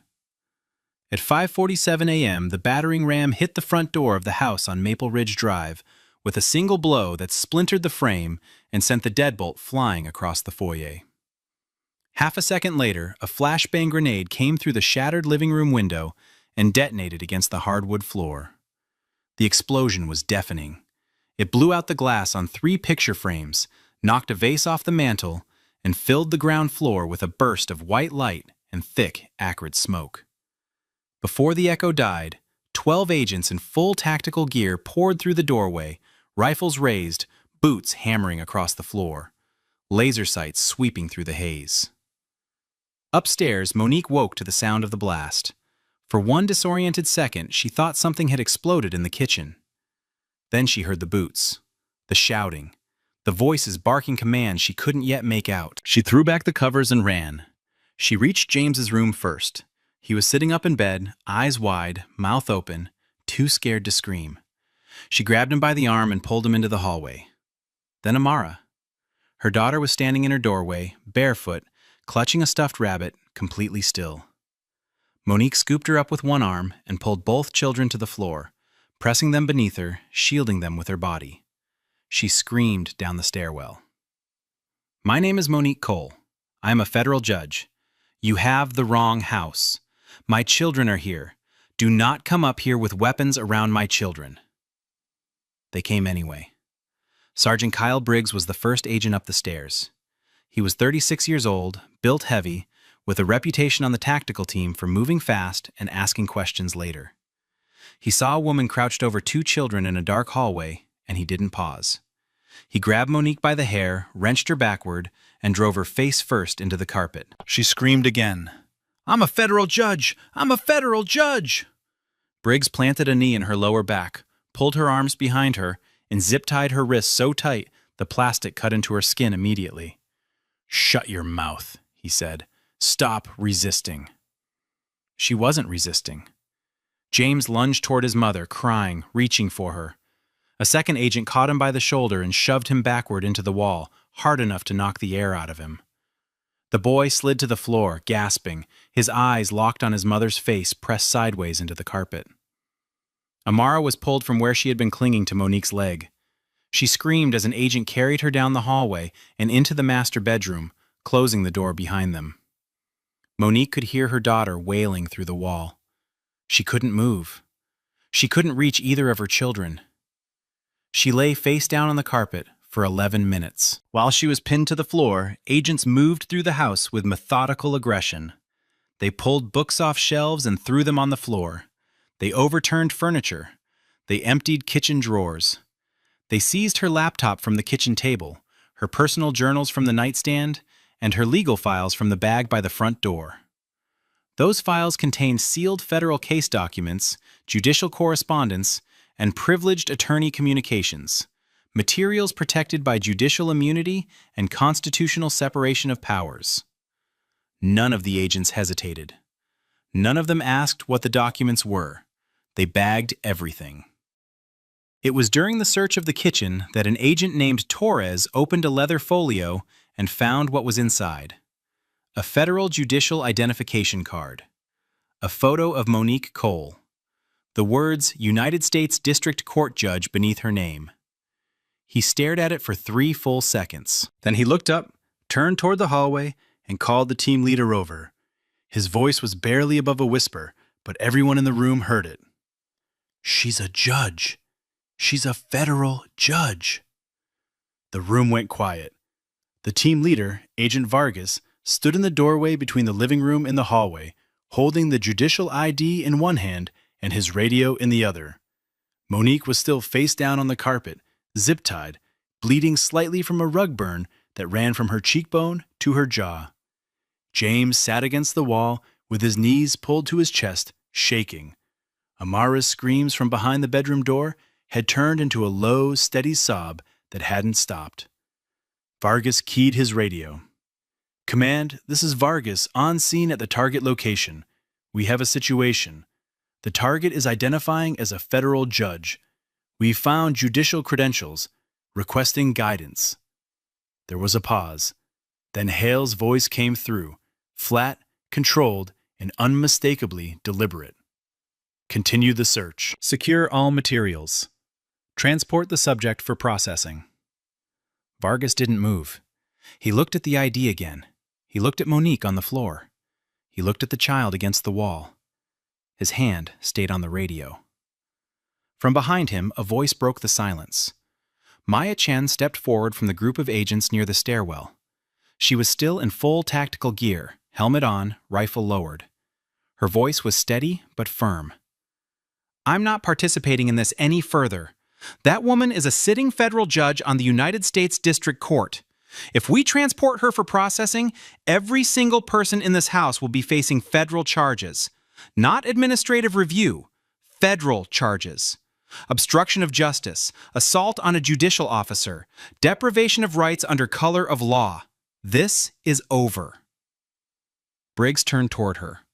"We have orders. Stand down and do your job." Chen didn't flinch.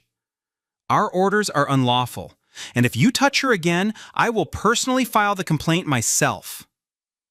The room split. Briggs looked to Vargas for backup.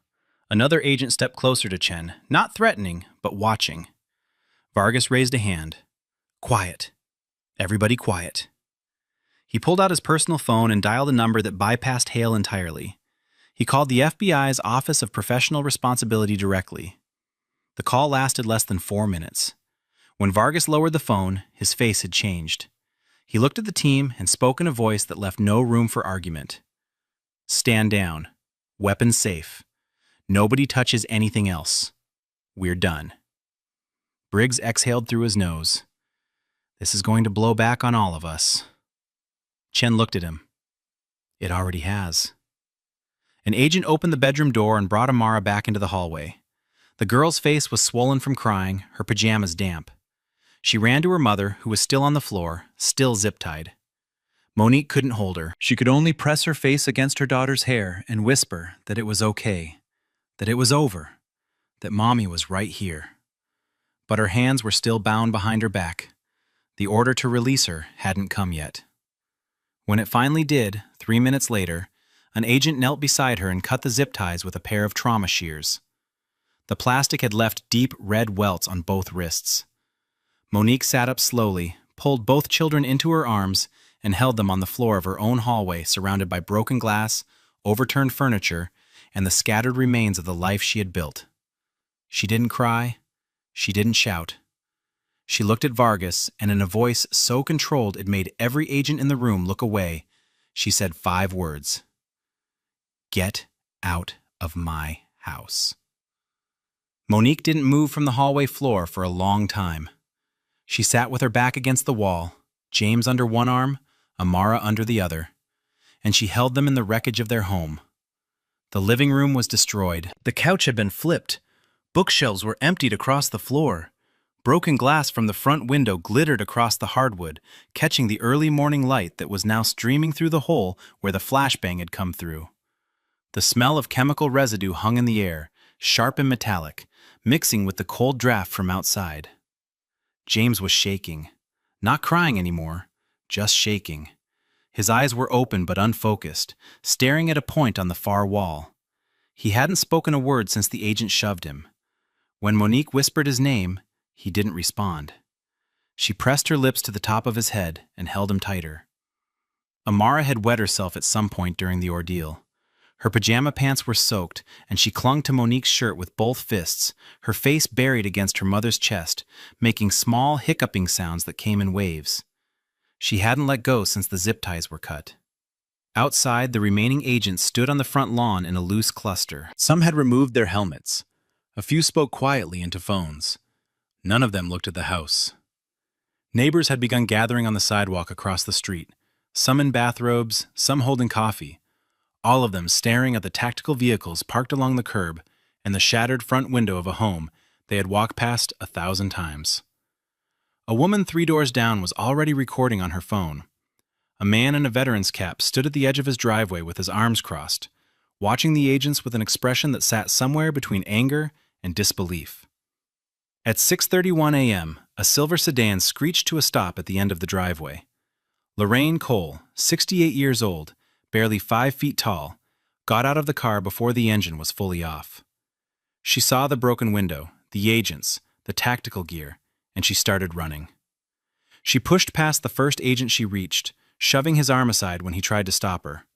"Where is my daughter? Where are my grandchildren?" "What did you do?" A second agent stepped into her path and she screamed in his face. "That is a federal judge's house!